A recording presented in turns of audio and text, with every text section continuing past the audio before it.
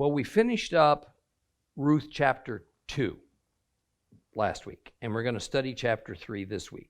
But before we do, I'd like to review a little bit, kind of get our bearings, because we are about to enter into the second great theological principle demonstrated by the book of Ruth, the principle of the role of the kinsman redeemer in God's plan of redemption for the world.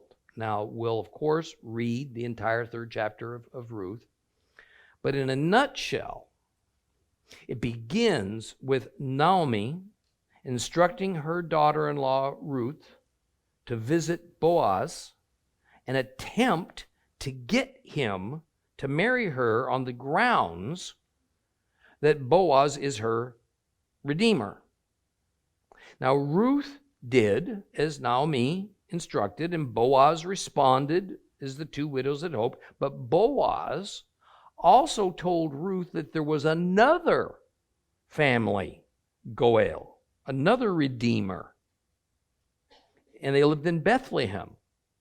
And this redeemer was a nearer relative to Elimelech, all right, than he was, than Boaz was, and that it was proper protocol to give that nearer relative the first chance at performing the duties of a Goel. So Boaz gave Ruth all the grain she could ever hope to carry as a sort of a gift, sealing the agreement, sent her home to Naomi to await the outcome of Boaz's meeting with this nearer relative.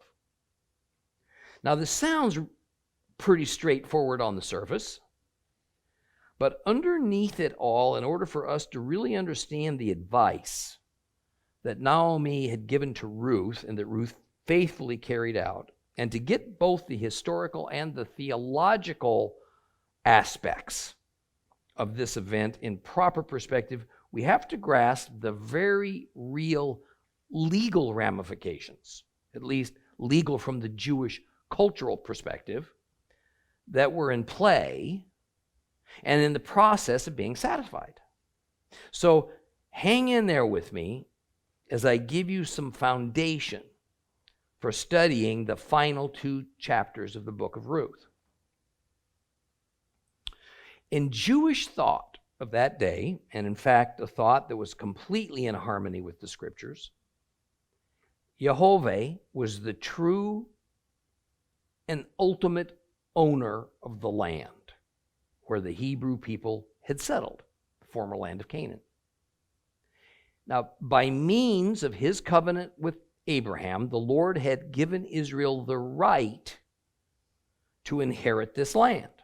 However, this inheritance did not involve a transference of ownership, first from the Canaanites to YHWH, and then from YHWH to the Israelites. Rather, it was that Israel would only benefit from the use of the land that continued to belong to God. He did not turn over ownership of the land to Israel. The use of the land had been divided up under the supervision of Joshua and Moses among the tribes and among the clans who formed the Israelite tribes. So it's important when we look at a map of Canaan after the conquest, what we could loosely term Israel. And when we do, we see that the 12 tribal territories outlined within their boundaries, and that a further subdivision of the land had also occurred, in which the clans within each tribe were assigned specific portions of land given to their particular tribe. A clan, of course, being just a subdivision of a tribe, a family being a subdivision of a clan. So whoever possessed a certain tract of land was not allowed to sell it or part with it in any other manner. Rather, it was intended that the family land was to remain part of the family, clan, and tribe forever. Again, not as land owners, but rather as the authorized land tenants, if you would, who lived on God's land. Now, should the Hebrew possessor of a piece of the promised land find himself in a situation where he had to sell it, usually on account of some financial disaster, and actually did sell it, then it was the obligation of the nearest family relative to intercede. And so that nearest family relative was to purchase that land back, was to redeem it in order for it to stay in the family and ultimately in the clan. Now we find from the book of Leviticus that even if the land was not redeemed in a timely manner by the family Goel, for whatever the reason could be, that it still eventually came back to the original family by means of the laws of Jubilee. So the laws of Jubilee made it such that land that was lost for a time came back to the original family and clan who had possessed it but lost it. The Jubilee laws required that no payment had to be made to the person who had purchased that land, provided the family waited to reclaim it until the year of Jubilee that came around on a 50-year cycle. So essentially, the land had been lost from the family just temporarily. And further, it wasn't so much that the land itself had been lost as merely the use of the land had been transferred to the new owner, but just for a time. This reality was reflected in the price that a new owner might pay for the land, and the price that a redeemer of the land would pay if he interceded and purchased it back after the land had been lost to this new owner. And that price was based not on the value of the land per se, rather on the value of the yearly produce that came from the land. So no actual sale of land had actually ever occurred, at least not as we think of buying and selling real property. Only the use of the land was purchased, and even then, it was just for a time. That's the way it worked. Now, there was another custom of that era that had actually been written into the law of Moses. And that custom is something that we have come to call it levirate marriage. This was the marriage of a brother-in-law to the widowed wife of his brother. And the idea was that a Hebrew man who died without children, or more importantly, without a son, died without an heir. Thus, it was the duty of the deceased man's brother to marry his sister-in-law, who's now widowed, and produce a son with her. This son would not be considered the son of a new husband or of that brother-in-law, but rather as the son of the deceased man. So the deceased man's name and family line would now not come to an end within that clan. The son produced from this levirate marriage then also became the legal heir to the land that belonged to what was biologically his deceased uncle. Now, scripturally and legally speaking, levirate marriage and the obligations of a family redeemer, a goel in Hebrew, are not connected. Two different things. However, in the story of Ruth, we see that the two institutions had at some point become bound together by Hebrew tradition.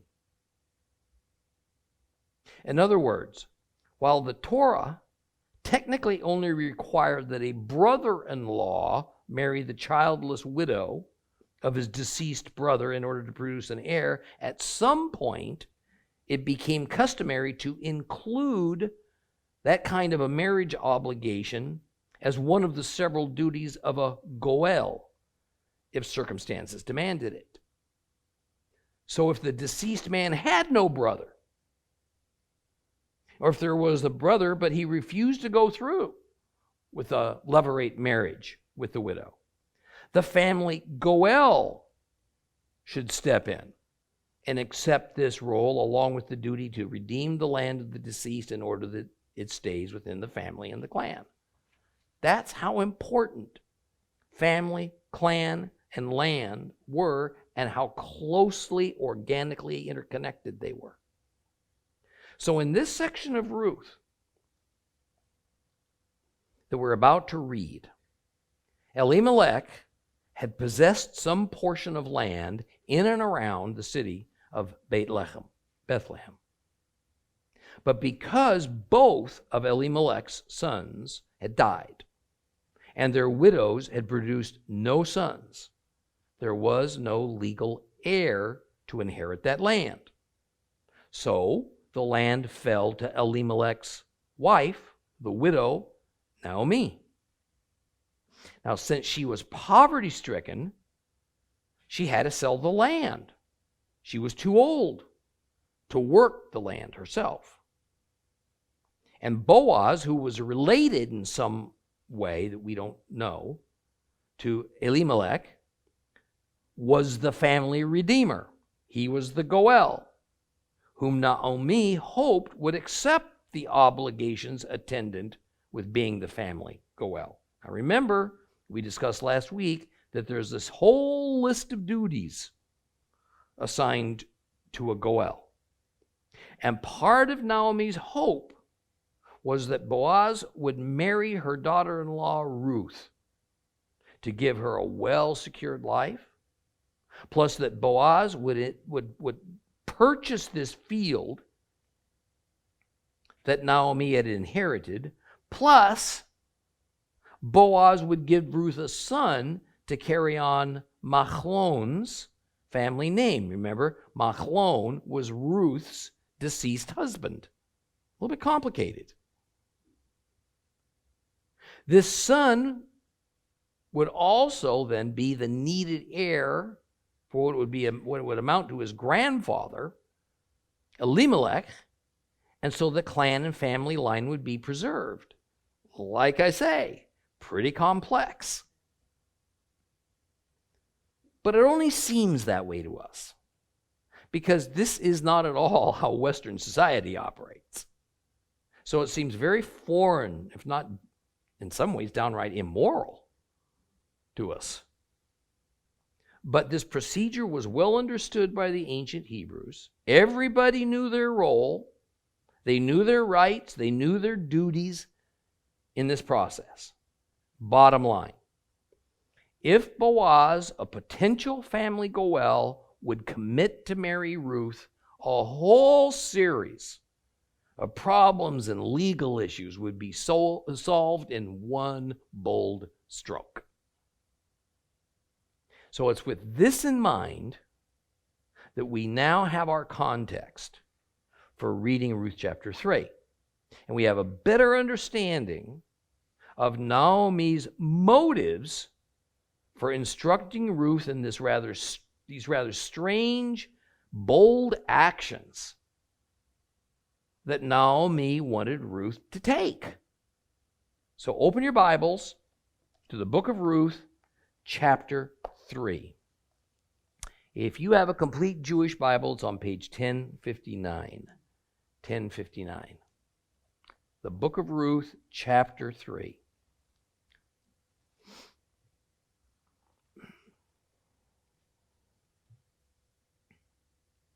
Naomi, whom her mother-in-law, said to her, "My daughter, I should be seeking security for you, so that things will go well with you. Now, there's Boaz, our relative. You were with his girls. He's going to be winnowing barley tonight at the threshing floor. So bathe, anoint yourself, put on your good clothes, go down to the threshing floor. But don't reveal your presence to the man until he's finished eating and drinking. Then, when he lies down, take note of where he's lying. Later, go in, uncover his feet, and lie down. He'll tell you what to do." And she responded, "I'll do everything you tell me." So she went down to the threshing floor and did everything as her mother-in-law had instructed her. And after Boaz was through eating and drinking, he was feeling good, he went to lie down at the end of a pile of grain. She stole in, uncovered his feet, and lay down. In the middle of the night, the man was startled, and he turned over, and there was a woman lying at his feet. And he said, "Who are you?" And she answered, "I'm your handmaid, Ruth. Spread your robe over your handmaid, because you are a redeeming kinsman." He said, "May Adonai bless you, my daughter. Your latest kindness is even greater than your first, in that you didn't go after the young men, neither the rich ones nor the poor. And now, my daughter, don't be afraid. I will do for you everything you say. For all the city leaders among my people know you are a woman of good character. Now, it is true, I am a redeeming kinsman, but there is a Redeemer who is a closer relative than I am. Stay tonight. If in the morning he will redeem you, fine. Let him redeem you. But if he doesn't want to redeem you, then as Adonai lives, I will redeem you. Now lie down until morning." Well, she lay at his feet until morning, and then, before it was light enough that people could recognize each other, she got up. Because he said no one should know that the woman came to the threshing floor. He also said, "Bring the shawl you are wearing and take hold of it." And she held it while he put 6 measures of barley into it, and then he went into the city. When she came to her mother-in-law, she asked, "Who are you, my daughter?" She told her everything the man had done for her. Then she added, "He gave me these 6 measures of barley, because he said to me, 'You should not return to your mother-in-law with nothing.'" Naomi said, "My daughter, just stay where you are until you learn how the matter comes out. For the man won't rest until he resolves this matter today."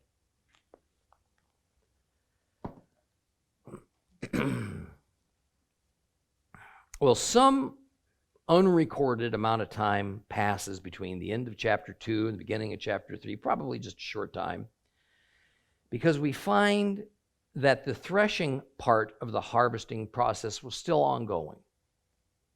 Now, Naomi has had a chance to ponder this wonderful turn of fortunes she has suffered in the form of Ruth's providential meeting with Boaz, an elderly but a well-to-do relative of Elimelech. And she has no interest in letting this amazing opportunity pass her by. And after she has formulated a plan, she starts a conversation with Ruth that begins with, "My daughter, shall I not seek rest for you, so that it may be well with you?" Or our complete Jewish Bible, I think, has a little better translation where it says, "Shall I not seek security for you?" Now, the Hebrew word that is in most translations rendered as rest is manoach. Manoach. And in this context, manoach means a place of rest. And the place she's referring to is in the home of a new husband who can give Ruth safety and shelter and a very well-secured life that was generally only available to a woman by means of marriage. This bodes back to the first part of our story of Ruth, while they were still in Moab.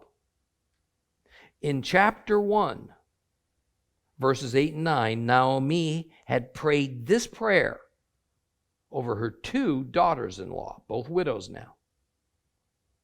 Naomi said to her 2 daughters-in-law, "Each of you go back to your mother's house. May Adonai show grace to you as he did to those who died and to me. May Adonai grant you security in the home of a new husband." And then she kissed them, but they began weeping aloud. See, this is a wonderful example, I think, of how God works in concert with his worshipers to bring about his will. It's been a long time since Naomi had prayed for new husbands for her daughters-in-law. One wonders if she even recalled that she had done so. But what a gracious and important lesson it is for us that God hears our prayers and he answers them, sometimes even long after perhaps we've forgotten that we've even prayed them. So in this statement, Naomi is telling Ruth that what she is about to instruct has Ruth's welfare as its goal. Naomi tells Ruth in verse 2 that since Boaz is a family goel, that it is her intent to involve him as the solution to their predicament. And to remind us of the context of this multifaceted solution she was seeking. First of all, how could Naomi find a way to keep the family name of her deceased husband, Elimelech, and his clan alive, since he, her husband, and both of his sons, Naomi's 2 sons, were dead? Second, how could the elderly Naomi properly protect the all-important land inheritance that had been left in her trust, since her husband died and there were no male heirs in the family? Third,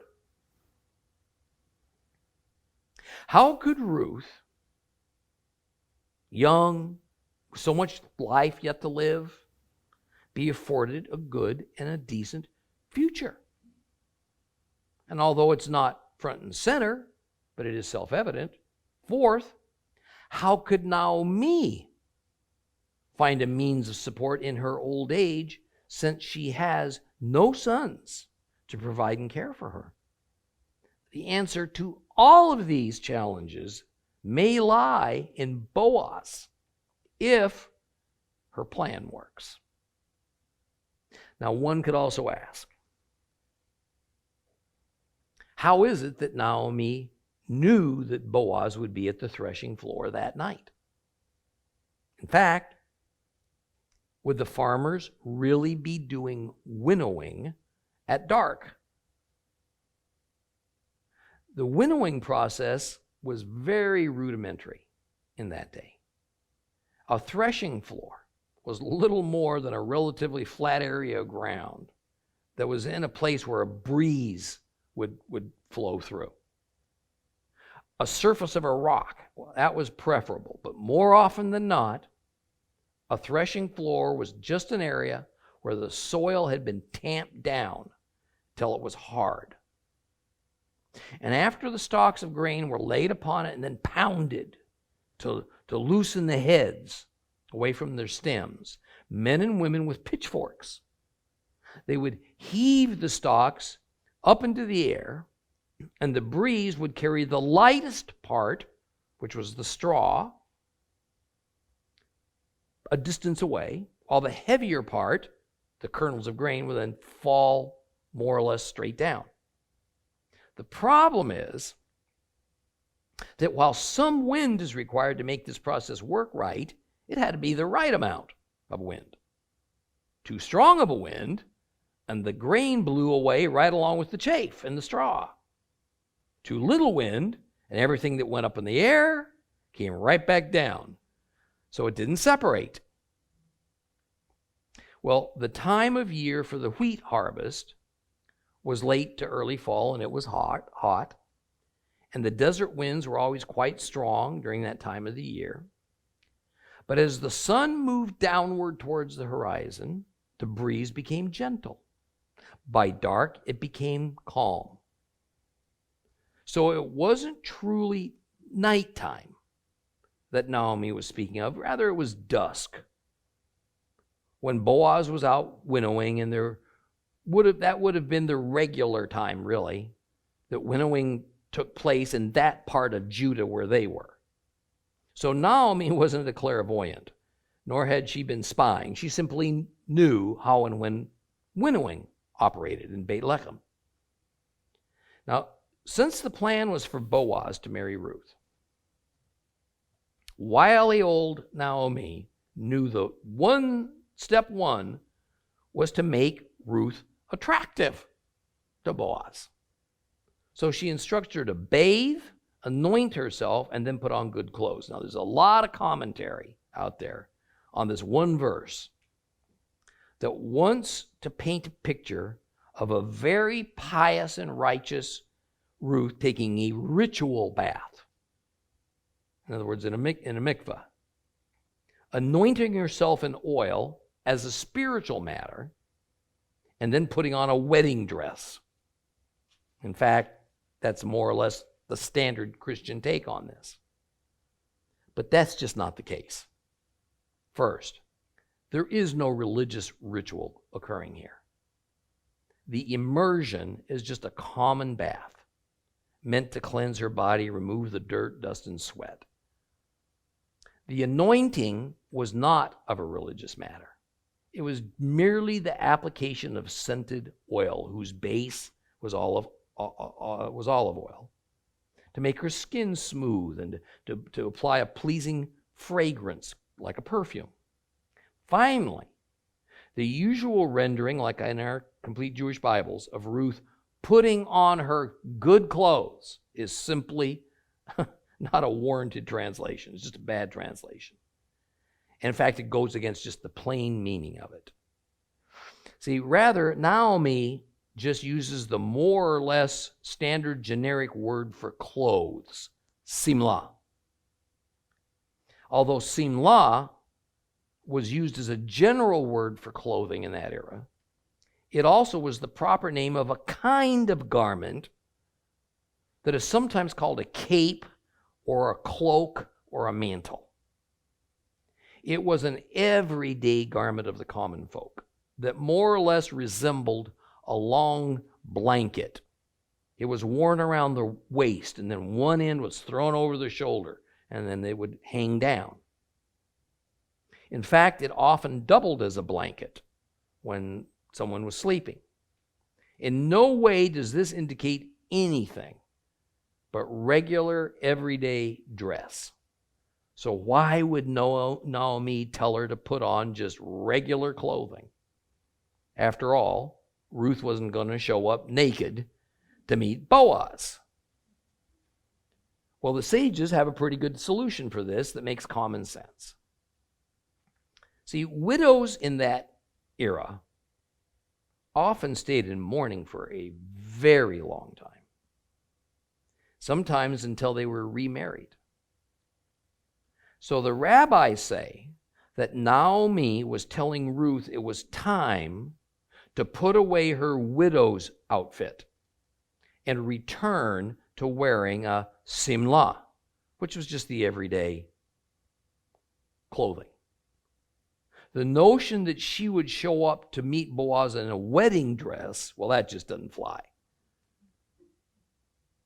I mean, it would have been presumptuous beyond imagination to do such a thing. And besides, a couple of poor widows wouldn't have had the luxury of good clothing, let alone a wedding dress, just kind of sitting on a shelf waiting to be used.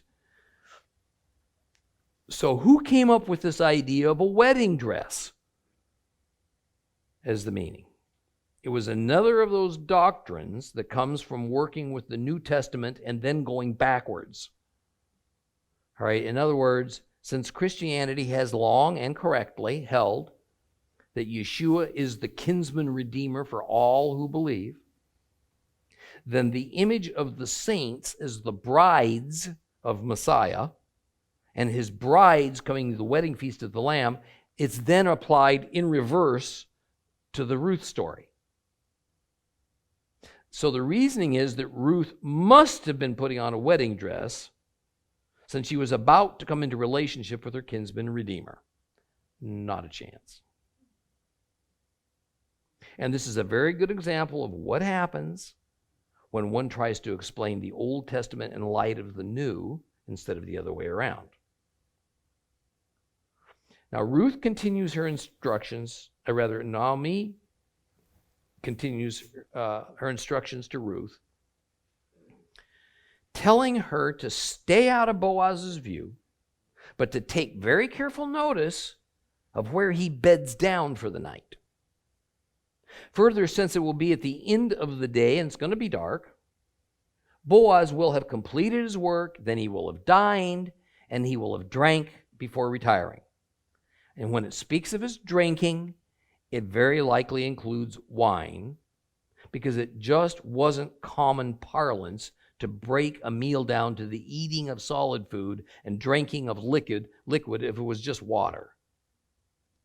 Rather, drinking invariably refers to drinking alcoholic beverages, and the context bears all that out as well, by the way. Further, this doesn't in any way mean that he went to bed drunk. It just means that he was well off enough to afford some wine with his meal, something almost any Hebrew would have preferred if they had the money. But then the instructions get a little dicey. Naomi tells Ruth to uncover his feet and lie down with him. Now, I'm sure most of you have an image of seduction in your minds about now. And you might be right, although it was not to the extent, I think, that some have claimed. See, here's the thing. The Bible can get very sensual and sexual at times.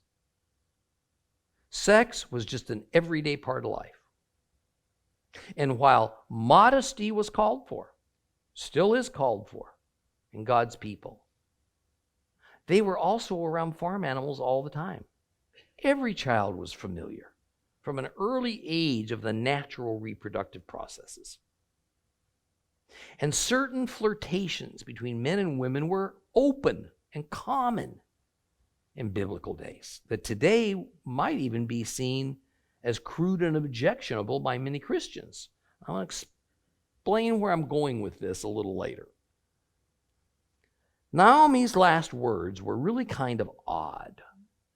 She says, Boaz will tell you what to do. And to this, Ruth promised she would faithfully do what Naomi instructed. And there's always been a question about this little kabuki dance that Naomi tells Ruth to perform as to whether this was sort of customary for Hebrews in that day or if it was unique to this story. The answer is, we don't know. For sure, the whole purpose for this endeavor is for Ruth to indicate her desire, without doubt, to marry Boaz. But is this how engagement happened among the ancient Jews? I mean, there's no records to indicate such a thing. And although there are a couple of somewhat similar scenes in the Bible, such as Ezekiel 16 and 2 Samuel 12, they're not quite the same. But on another level,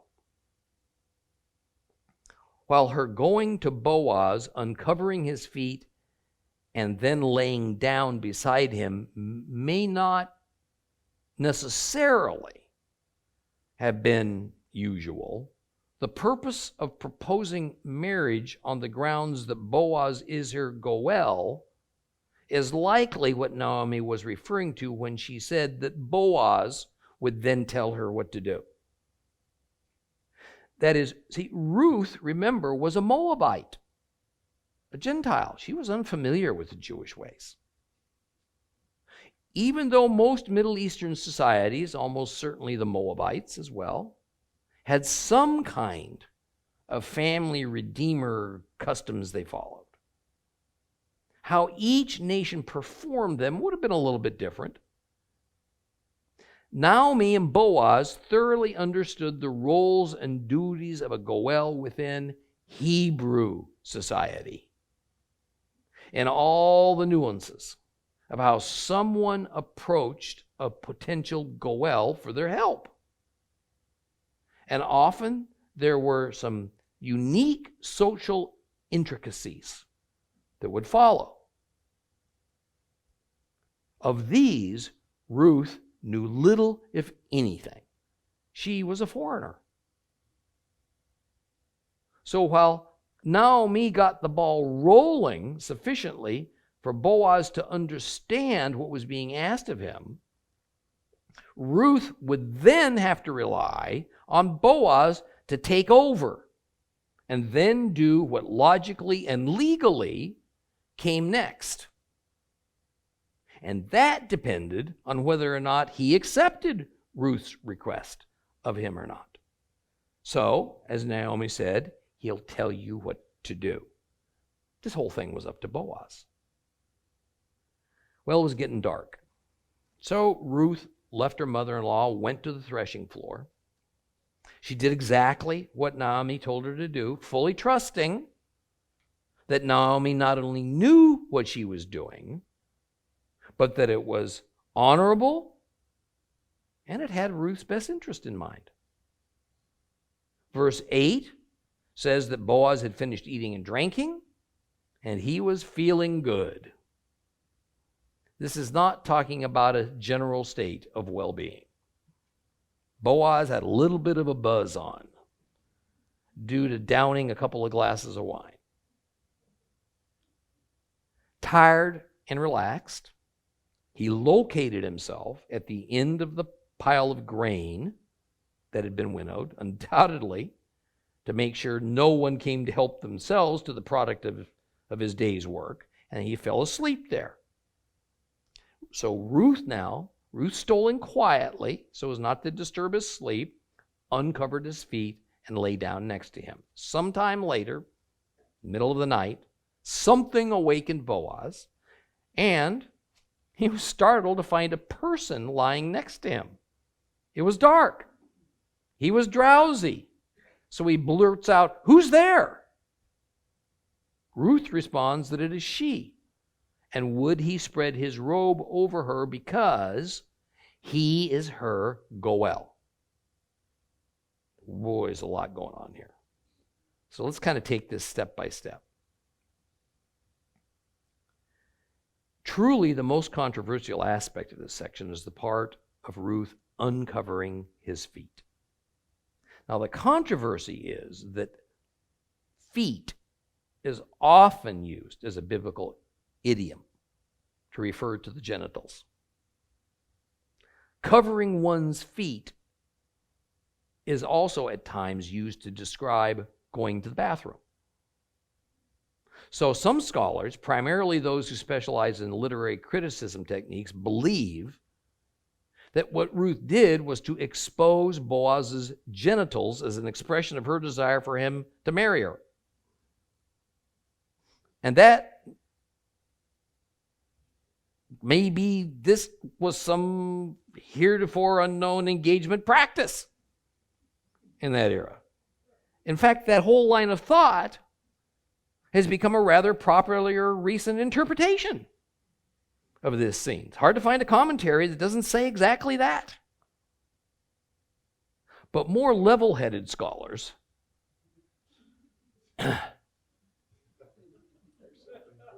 Gentile and Jew, make it clear there's just way too many problems associated with that approach to make that what was going on. First of all, let's dispel this new view that Ruth committed a very sexually provocative act upon the slumbering Boaz. The Hebrew word that is usually rendered feet, as we find it in the book of Ruth, is margelot. Margelot. In the entire Bible, that word is used in 3 places. Here in Ruth, once more in Daniel 10, and every single time it means legs, not feet. You with me? Margelot refers to the larger region of the body than just the feet. In fact, some scholars think it just basically means everything from the hips on down. That is, the legs and the feet together. The entirety of the extremities that starts at the hip. The usual Hebrew word for foot or feet throughout the Old Testament is regel. And indeed, we do find the word regel used in this idiom, Hebrew idiom, that definitely does refer to the genitals. Nowhere in the whole of the Bible, nowhere, do we find the Hebrew word margelot used that way. And thus it's almost certainly inaccurate to translate margelot to be feet here in Ruth. It should be translated as legs. So as we have Ruth uncovering Boaz's legs, not feet, and her lying there next to him as instructed by her mother-in-law, that's all that's going on. However, there are sexual overtones to all this that's hard to dispute. It's the issue about it is the degree of it all. Certainly, what man would go to bed alone only to be startled awake by a lovely young woman lying next to him, not be a little bit excited about this whole thing? I mean, if you're an older man, like Boaz, and this young thing sneaks into your bed and crawls under your blanket and essentially proposes marriage, well, that's going to get your attention.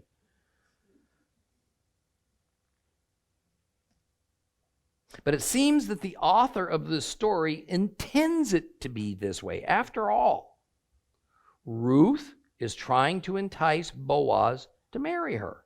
And by all accounts, she's quite beautiful. Not only in character, but in appearance.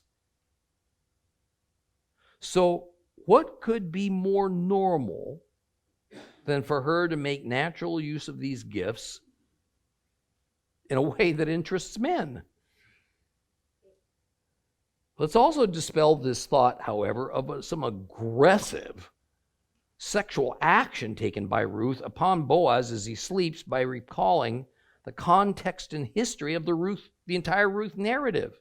Ruth and Boaz have shown themselves to be exemplary people, devout, faithful to Jehovah, righteous, upright. Boaz has raved about how well known Ruth's high character is among the residents of Bethlehem. And Boaz has been shown to be a very kind man with the noblest of motives and intentions in everything he does. Except within the institution of marriage, for a woman to look upon an exposed man could bring her terrible punishment. I mean, recall the instance in the Torah of a wife who tried to help her husband when he was fighting somebody else by grabbing the genitals of her husband's opponent. It resulted in her hand being cut off. So for Ruth to uncover a man's private parts would have been nothing less than prostitution. To accuse Ruth and Boaz of engaging in sexual activities that are strictly forbidden by the law of Moses would be completely inconsistent with everything we've learned about them, but would also run counter to the entire purpose and nature of this story. There's a lot more we need to dissect about this nocturnal encounter. But let's just stop here for today, and we'll continue in chapter 3 next week. Help support God's people by purchasing items made by them, merchandise with a meaning, products with a purpose. HolyLandMarketplace.com. For more teachings, visit, support, or donate at TorahClass.com. Join with us in worship and enjoy God's Word at Seed of Abraham Fellowship.